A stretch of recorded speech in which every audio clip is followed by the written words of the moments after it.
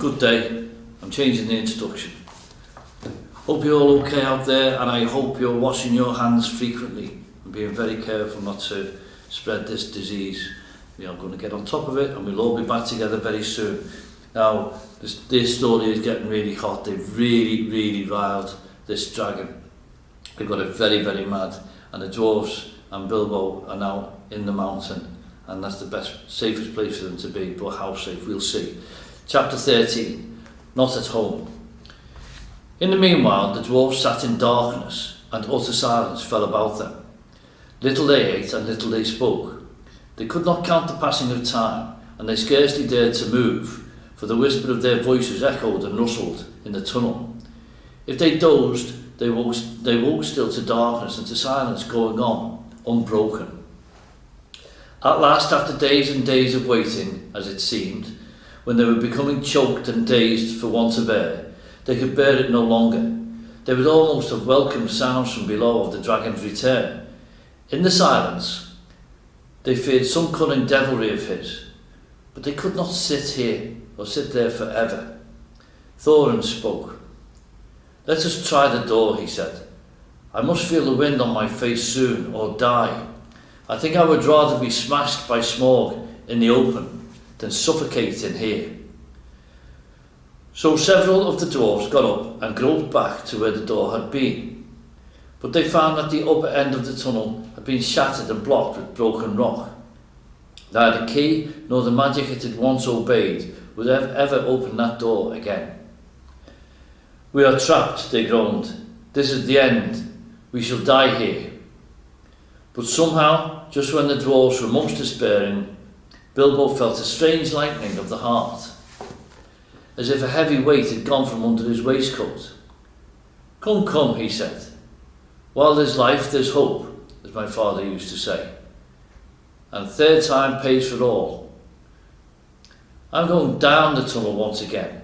I've been that way twice, when I knew there was a dragon at the other end, so I will risk a third visit when I'm no longer sure. Anyway, the only way out is down, and I think this time you'd better all come with me."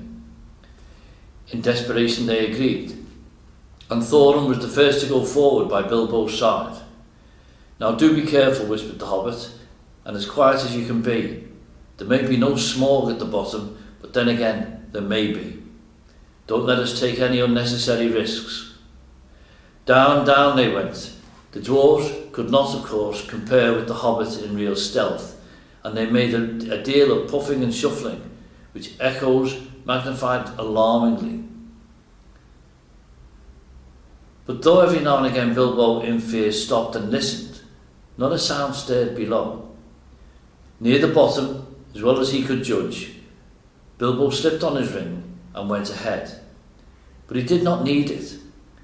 The darkness was complete, and they were all invisible, ring or no ring. In fact, so black was it that the Hobbit came to the opening unexpectedly, put his hands on air, stumbled forward and rolled headlong into the hall. There he lay face downwards on the floor and did not dare to get up, or hardly even to breathe, but nothing moved. There was not a gleam of light, unless, as it seemed to him, when at last he slowly raised his head, there was a pale white glint above him and far off in the gloom. But certainly it was not a spark of dragon fire, though the worm stench was heavy in the place, and the taste of vapour was on his tongue. At length, Mr. Baggins could bear it no longer. "Confound you, Smaug, you worm," he squeaked aloud. "Stop playing hide and seek. Give me a light and then eat me, if you can catch me." Faint echoes ran around the unseen hall, but there was no answer. Bilbo got up and found that he did not know in what direction to turn. "Now I wonder what on earth Smaug is playing at," he said. "He's not at home today, or tonight, or whatever it is, I do believe. If Owen and Gloin have not lost their tinder boxes, perhaps we can make a little light and have a look around before the luck turns." "Light," he cried. "Can anybody make a light?" The dwarves, of course, were very alarmed when Bilbo fell forward down the step with a bump into the hall, and they sat huddled just where he had left them at the end of the tunnel. "Shh, shh," they hissed when they heard his voice, and though that helped the Hobbit to find out where they were, it was some time before they could get anything else out to them. But in the end, when Bilbo actually began to stamp on the floor and screamed out, "Light," at the top of his shrill voice, Thorin gave way, and Oin and Gloin were sent back to their bundles at the top of the tunnel. After a while, a twinkling gleam showed them returning. Oin with a small pine torch, a light in his hand, and Gloin with a bundle of others under his arm. Quickly Bilbo trotted to the door and took the torch, but he could not persuade the dwarves to light the others or to come and join him yet. As Thorin carefully explained, Mr. Baggins was still officially their expert burglar and investigator. If he liked to risk a light, that was his affair. They would wait in the tunnel for his report, so they sat near the door and watched. They saw the little dark shape of the Hobbit start across the floor, holding his tiny light aloft. Every now and again, while he was still near enough, they caught a glint and a tinkle as he stumbled on some golden thing. The light grew smaller as he wandered away into the vast hall. Then it began to rise, dancing into the air. Bilbo was climbing the great mound of treasure. Soon he stood upon the top and still went on. Then they saw him halt and stoop for a moment, but they did not know the reason. It was the Arkenstone, the heart of the mountain, so Bilbo guessed from Thorin's description. But indeed, there could not be two such gems, even in so marvellous a hoard, even in all the world. Ever as he climbed, the same white gleam had shone before him and drawn his feet towards it. Slowly it grew a little glow of pallid light. Now as he came near, it was tinged with a flickering sparkle of many colours at the surface, reflected and splintered from the wavering light of his torch. At last he looked down upon it, and he caught his breath. The great jewels shone before his feet of its own inner light, and yet cut and fashioned by the dwarves, who had dug it from the heart of the mountain long ago. It took all light that fell upon it and changed it into 10,000 sparks of white radiance shot with glints of the rainbow. Suddenly Bilbo's arm went towards it, drawn by its enchantment. His small hand would not close about it, for it was a large and heavy gem, but he lifted it, shut his eyes, and put it in his deepest pocket. Now I am a burglar indeed, thought he, but I suppose I must tell the dwarves about it sometime. They did say I could pick and choose my own share, and I think I would choose this if they took all the rest. All the same, he had an uncomfortable feeling that the picking and choosing had not really been meant to include this marvellous gem, and that trouble would yet come of it. Now he went on again, down the other side of the great mound he climbed, and the spark of his torch vanished from the sight of the watching dwarves. But soon they saw it far away in the distance again. Bilbo was crossing the floor of the hall. He went on until he came to the great doors at the further side, and there a draught of air refreshed him, but it almost puffed out his light. He peeped timidly through and caught a glimpse of great passages and of the dim beginnings of wide stairs going up into the gloom. And still there was no sight or no sound of smoke. He was just going to turn and go back when a black shape swooped at him and brushed his face. He squeaked and started, stumbled backwards and fell. His torch dropped head downwards and went out. Only a bat, I suppose and hope, he said miserably. But now what am I to do? Which is east, south, north, or west? Thorin, Balin, Oin, Gloin, Philly, Killy, he cried as loud as he could. It seemed a thin little noise in the wide blackness. The light's gone out. Someone come and find me and help me.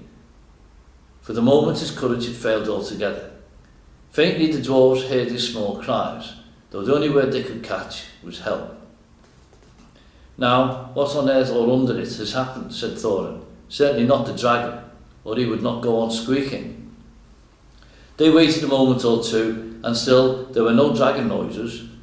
No sound at all, in fact, but Bilbo's distant voice. Come, one of you, get another light or two, Thorin ordered. It seems we've got to go and help our burglar." "It is about our turn to help," said Balin, "and I'm quite willing to go. Anyway, I expect it is safe for the moment." Gloin lit several more torches, and then they all crept out, one by one, and went along the wall as hurriedly as they could. It was not long before they met Bilbo himself coming back towards them. His wit had quickly returned as soon as he saw the twinkle of their lights. "Only a bat and a dropped torch, nothing worse," he said in answer to their question. Though they were much relieved, they were inclined to be grumpy at being frightened for nothing. But what they would have said if he had told them at that moment about the Arkenstone, I don't know. The mere fleeting glimpses of treasure which they caught as they went along had rekindled all the fire of the dwarfish hearts. And when the heart of a dwarf, even the most respectable, is wakened by gold and by jewels, he grows suddenly bold, and he may become fierce. The dwarfs indeed no longer needed any urging. All were now eager to explore the hall while they had the chance, and willing to believe that for the present Smaug was away from home. Each now gripped a lighted torch, and as they gazed, first on one side and then on another, they forgot fear and even caution. They spoke aloud and cried out to one another as they lifted old treasures from the mound or from the wall, and held them in the light, caressing and fingering them. Fili and Kili were almost in merry mood, and finding still hanging there many golden harps, strung with silver, they took them and struck them, and being magical and also untouched by the dragon, who had small interest in music, they were still in tune. The dark hall was filled with a melody that had long been silent, but most of the dwarves were more practical. They gathered gems and stuffed their pockets, and let what they could not carry fall back through their fingers with a sigh. Thorin was not least amongst these, but always he searched from side to side for something which he could not find. It was the Arkenstone, but he spoke of it yet to no one. Now the dwarves took down mail and weapons from the walls and armed themselves. Royal indeed did Thorin look, clad in a coat of gold-plated rings, with a silver-hafted axe in a belt crusted with scarlet stones. "Mr. Baggins," he cried, "here is the first payment of your reward. Cast off your old coat and put on this." With that he put on Bilbo a small coat of mail, wrought for some young elf prince long ago. It was of silver steel, which the elves called mithril, and with it went a belt of pearls and crystals. A light helm of figured leather, strengthened beneath with hoops of steel, and studded about the brim with white gems, which sat upon the Hobbit's head.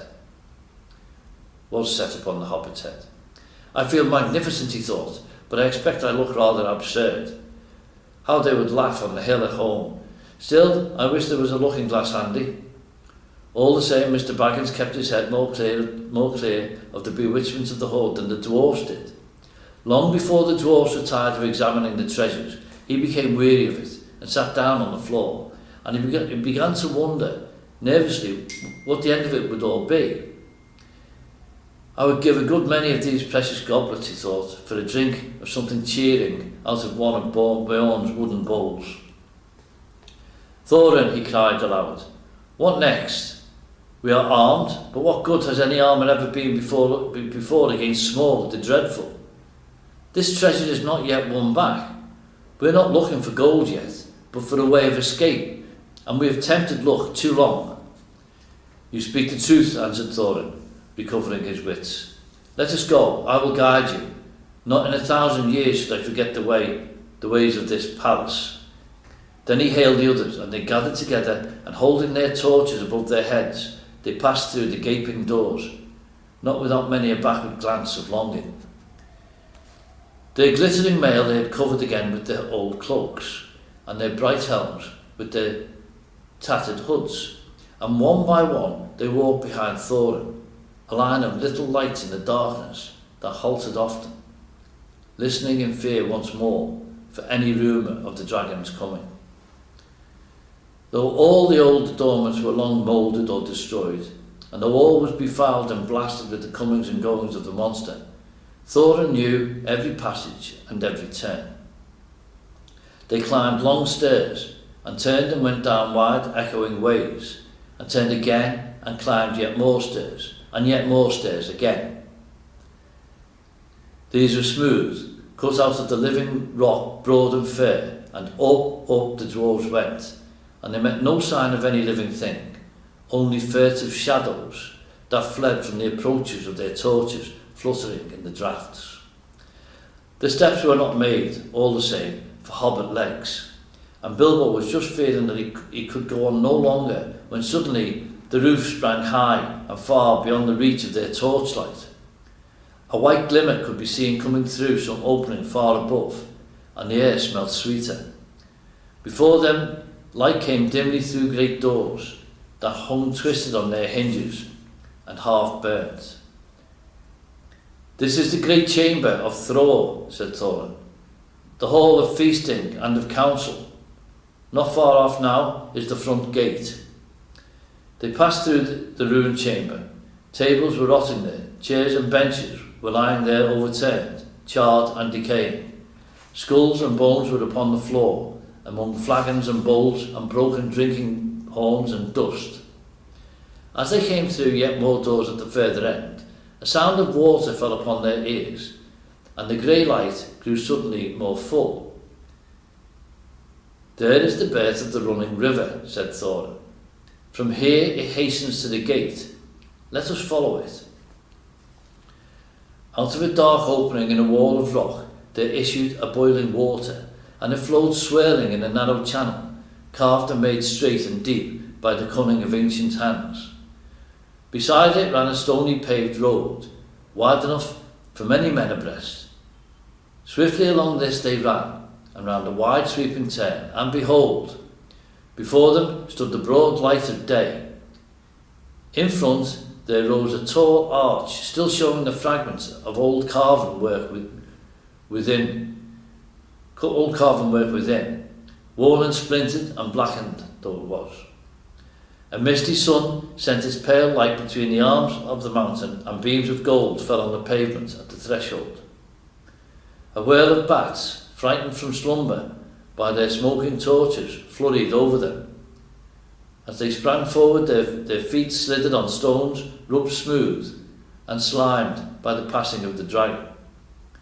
Now before them the water fell noisily outward and foamed down towards the valley.